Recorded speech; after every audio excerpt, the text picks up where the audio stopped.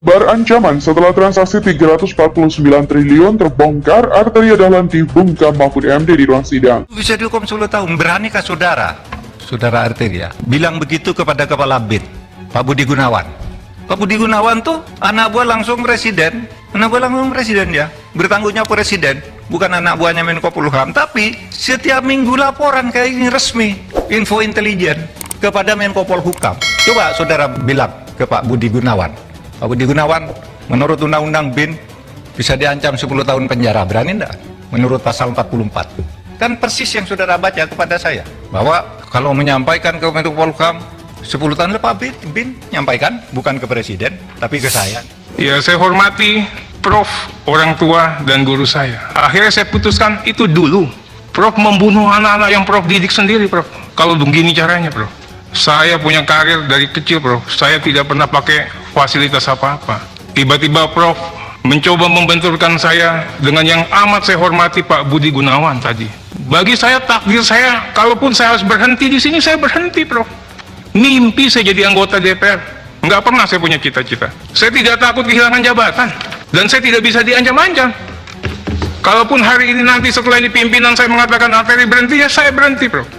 Menteri Koordinator Politik Hukum dan Keamanan Menko Polhukam Mahfud MD menjawab pernyataan anggota Komisi 3 DPR RI Arteria Dahlan yang sempat menebar ancaman kepada PPATK lantaran lembaga ini membongkar transaksi janggal 349 triliun di Kemenku, di mana Arteria Dahlan mengatakan PPATK dapat dipidana sebab mereka mempunyai kewenangan untuk melaporkan dugaan TPPU itu kepada Menko Polhukam yang merupakan Ketua Komite TPPU, bukan berkuar-kuar ke media dan juga menggulirkan isu ini ke publik. Ia juga menjawab ancaman yang disebut Arteria bahwa penyampaian informasi bisa dihukum 10 tahun penjara. Mahfud lantas menentang Arteria mengatakan hal serupa kepada Ketua Badan Intelijen Negara atau BIN Budi Gunawan. Ia menegaskan bahwa laporan kepada Menko Polhukam adalah hal yang penting, bahkan dirinya bergerak berdasarkan informasi intelijen. Mahfud juga mempertanyakan kenapa Arteria baru menyampaikan hal itu saat ini, sebab Mahfud sudah melakukan hal serupa dalam kasus Indosuryo. Itu bisa dihukum 10 tahun, beranikah saudara Arteria bilang begitu kepada Kepala BIN Budi Gunawan? Budi Gunawan itu anak buah langsung presiden, bertanggung jawab ke presiden, tapi setiap minggu laporan resmi info intelijen kepada Menko Polhukam. Coba saudara bilang ke Budi Gunawan, menurut undang-undang BIN bisa diancam 10 tahun penjara, berani nggak? Kan persis yang saudara bacakan kepada saya, bahwa kalau menyampaikan ke Menko Polhukam 10 tahun, lah Kepala BIN menyampaikan bukan ke presiden. Sudah dilakukan banyak kok, saudara baru ribut sekarang, kok saudara diem saja?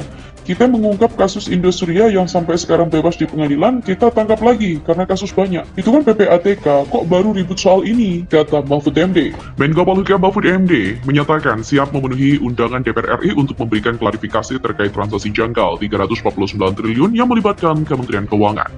Hal itu ia ungkapkan di media sosial Twitter. Meski menyebut undangan diundur 1 jam, Mahfud MD akan datang tepat waktu. Saya sudah siap tiba di DPR sebelum jam 14, tapi ada info RDP Menko Polhukam, Ketua KNK PPTPU dengan Komisi 3 DPR diundur menjadi pukul 15. Saya memaklumi agenda DPR pasti padat seperti halnya agenda saya, tapi pukul 15 insya Allah saya sudah tiba di gedung DPR. Sebelumnya Mahfud MD menyatakan siap hadir memenuhi undangan dari Komisi 3 DPR RI, bahkan ia menantang sejumlah anggota DPR untuk hadir. Melihat hal itu, publik pun memberikan dukungan kepada Mahfud MD untuk datang ke DPR. Seperti salah satu netizen, Pak, kalau jadi presiden, program utama Bapak penegakan supremasi hukum di segala bidang pemerintahan, berani nggak Pak?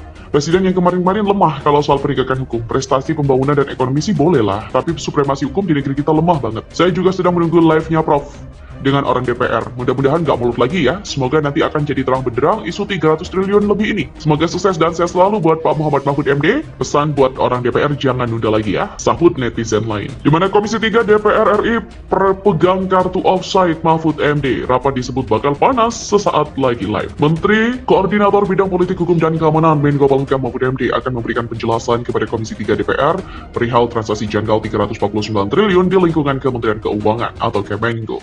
Menurut rencana, Komisi 3 DPR memanggil Komite Koordinasi Nasional Pencegahan dan juga Pemberantasan Tindak Pidana Pencucian Uang hari ini pada Rabu. Adapun Mahfud MD mengatakan Menku Sri Mulyani hingga Kepala PPATK dan Analisis Transaksi Keuangan PPATK Ivan Yustiavandana tergabung dalam komite tersebut.